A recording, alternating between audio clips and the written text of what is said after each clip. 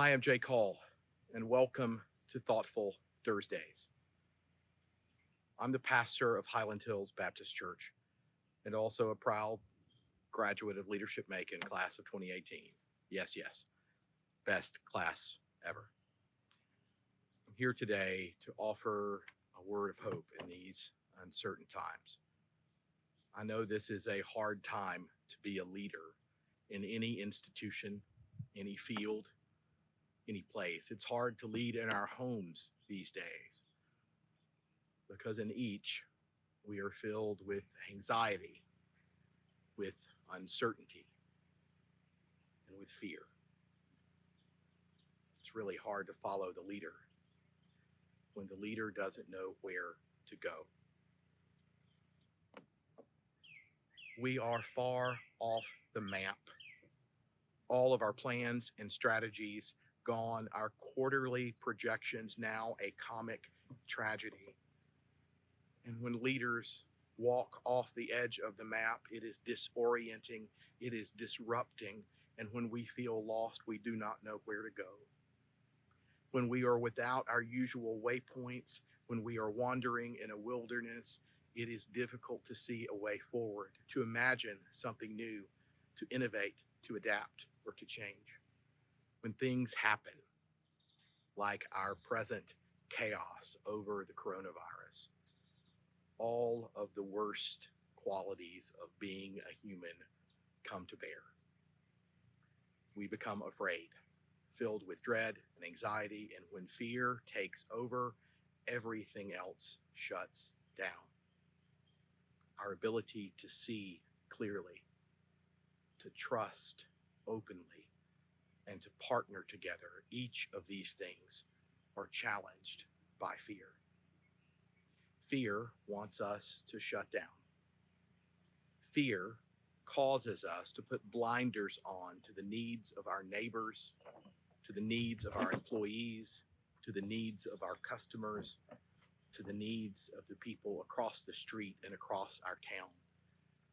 Fear separates us in ways beyond social distancing. Fear shuts down our ability to adapt, to innovate, and to change to our present circumstances. Fear makes us think that the end has come. But there's a truth that I proclaim in my own faith tradition, maybe you do in yours as well. It's about hope. Hope allows us to see beyond our present circumstances. And here, as a Christian minister in the midst of Holy Week, this is our proclamation that the worst thing in the world that can happen is not the last thing. And that gives me hope. And so we can, if we allow ourselves to work together, even in these uncommon times, we can set aside fear because fear is an inadequate guide. Fear cannot help us navigate this time. Only the best qualities of being a human can do that. I believe the first thing we need to do as leaders is to ground ourselves in this new reality, to truly see where we are, to look around at the opportunities that we have, and to know that we will go on. One practice that can help us do that, a practice that can ground us, is gratitude. I think something happens when we offer thanksgiving for what we see around us. Fear begins to have a competitor. Fear is suddenly having to compete with thanksgiving and hope. And it is through those actions that I believe we can adapt and thrive and see a way forward together as a community. And I've seen some wonderful examples of that. Even as we grieve the loss of so many of our public spaces, we have created new partnerships, new ventures, new institutions have emerged. Partnerships that would never have existed without this crisis. We also can see heroes in our midst more clearly than ever. If we allow ourselves to really see in this season, now we can see the people that are really important to our communities thriving every day, people that were invisible, their contribution muted before.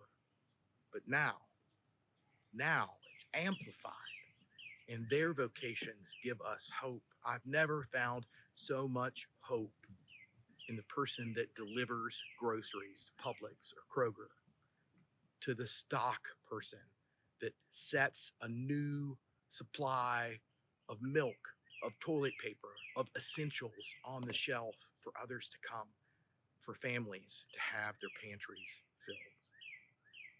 We celebrate teachers who, over the course of what feels like a few days, created an online school for all of Bibb County.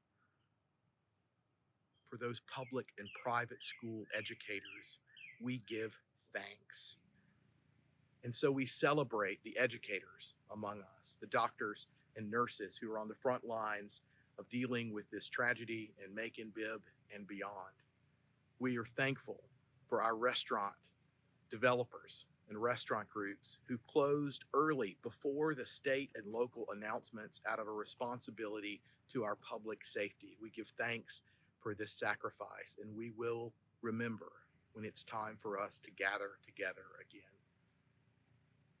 Giving gratitude for the time that we now have with families, confined and constricted though it may be. Offering thanks for what is present might just kindle a spark of hope that leads us into tomorrow. So if you're feeling anxious and you need some space to breathe, take a deep breath and offer up some thanksgivings for what we have. And it might just lead you to a new thought about what could be in these days. That is my prayer for you this day.